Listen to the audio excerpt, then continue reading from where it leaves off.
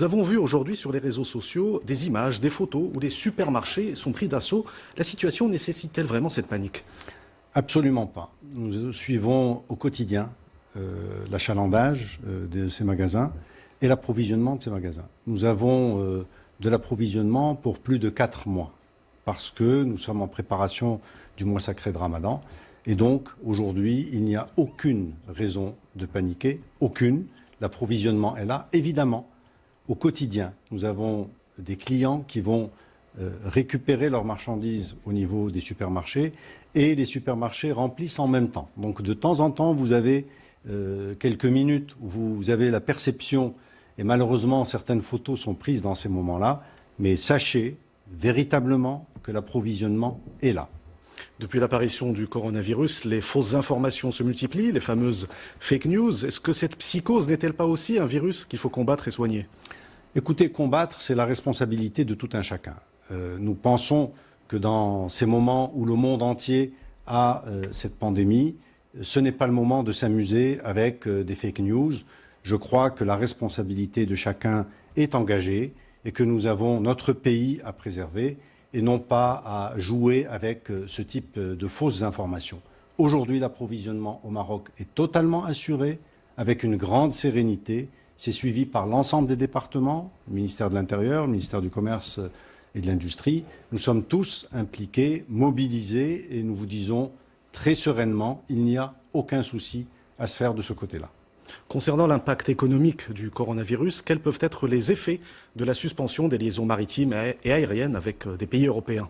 Écoutez, la décision est une décision du Maroc qui est extrêmement courageuse pour protéger les citoyens marocains et non pas travailler sur de l'économie exclusivement. La santé des Marocains est la toute grande priorité que Sa Majesté le Roi, que Dieu l'assiste, met en avant et en toute première priorité du Royaume. Nous avons à protéger la santé des Marocains avant l'économie. Néanmoins, l'impact mondial, comme ça a pu être présenté, y compris aujourd'hui au niveau de votre journal télévisé, est important. On est branché complètement dans cette mondialisation et donc l'impact arrive petit à petit chez nous. Il est important de s'y préparer dans la sérénité. À date, nous avons quelques secteurs qui commencent à avoir la répercussion de la crise mondiale générée par le coronavirus. Les gens achètent moins sur les supermarchés de vêtements, de produits qui sont produits dans le monde entier, y compris au Maroc.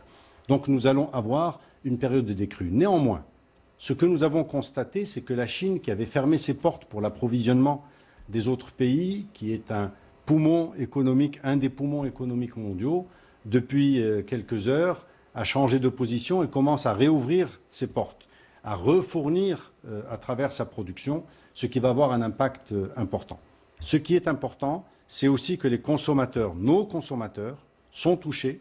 Le Maroc, alhamdoulilah, nous avons 7 cas qui sont 7 cas de vrais cas au Maroc. Il n'y en a pas d'autres à l'heure d'aujourd'hui.